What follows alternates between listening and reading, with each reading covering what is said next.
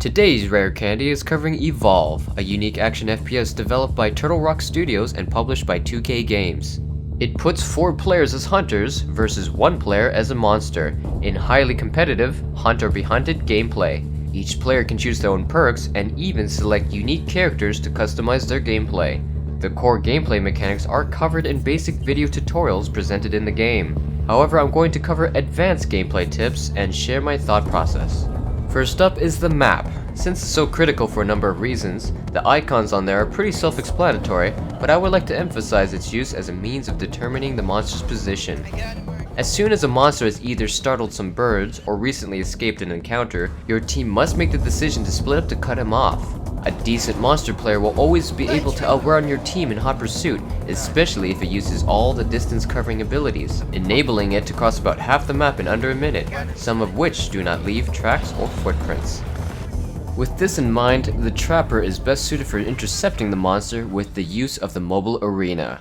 However, once the monster has been successfully domed, if the monster is a decent player, the Trapper will be in imminent danger. This is where it would be wise to have a support class player buddy up to keep the Trapper alive with the Field Cloak ability or Hank's Shield Projector, which should buy time for the Assault and Medic to catch up for a group fight.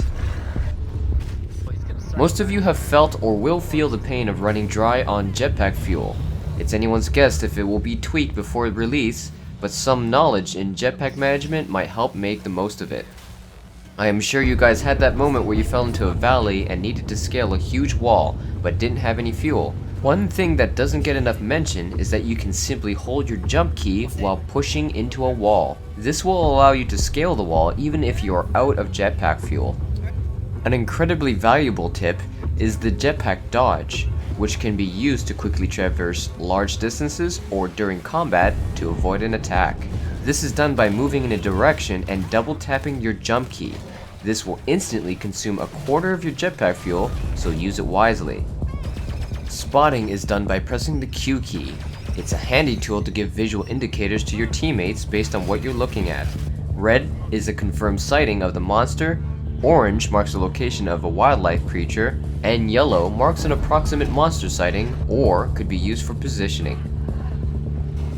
The longer you're not fighting the hunters, the more time you should be spending on growing stronger, which can be easily accomplished by sneaking. You can toggle the sneaking mode by tapping the control key, which will prevent you from making tracks or startling birds, but also reducing your speed.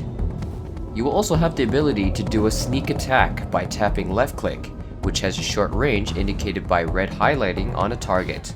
Your victim will be helpless and will continue to take damage unless you stop or are interrupted from damage by non-incapacitated players. The sneak attack can be used to take out wildlife quietly and prevent them from running away. It is also powerful for incapacitating hunters who stray away from their teammates. If you want to escape a bad encounter or just want to cover large distances, don't forget that you are not limited to just jumping. If you have these abilities, try using Leap Smash and Charge to get a bit of distance, which will also start their cooldown timers. Quickly follow up by jumping the next 3 times to continue to cover distance and to let your other abilities recharge. Carrion birds will spawn on the corpse of every few kills, revealing your location to the hunters. These birds are not to be confused with the other flocks of birds scattered throughout the map. However, I believe carrion birds will not spawn if you make a kill within a cave. Caves are also very powerful for engaging in fights, as the hunters won't have as much maneuverability. Make mental notes of the position of carnivorous plants, and especially megamelfs and tyrants. If you lure the hunters into a location of one of these, they can be a great hazard for the hunters, even if it is for a little bit. Just because you're being hunted doesn't mean you can't think like a hunter. Right at the beginning of a match, you have about a minute before the hunters arrive, so you have to make it count. Bring up the map and create some tracks towards a deep area of the map, but then enter sneak mode and quietly travel in the opposite direction. This will give you a lot of distance without having to travel fast. You can also use the birds as a means of misinforming your location. Try scaring them on purpose and sneaking off in an unpredictable direction. You can even use a ranged attack to accomplish the same task. If the hunters haven't found you for some time and you notice a lone hunter, you can intentionally create some tracks around a pillar to lure the hunter into an ideal location for a sneak attack. When you enter battle, there are obvious advantages to taking out one class over another, but I want to talk about maintaining control over a fight by forcing their hand and staying a step ahead, as it is easy to get carried away. The hunters will attempt to heal or shield your immediate target, which will give you an opportunity to misdirect them by faking your approach on a different target. If you're successful in your fake out, the hunters will adjust accordingly. When this happens, you should quickly switch back to your intended target and attack with brutal intensity. If done correctly, you can get some quick damage in and possibly incapacitate your target.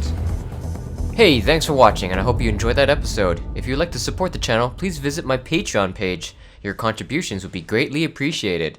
Feel free to like, subscribe, share, and leave comments down below, as I take all constructive feedback seriously. And if you're interested in watching live gameplay, I stream nightly on my Twitch channel. This has been It's Super Effective. See you on the next respawn.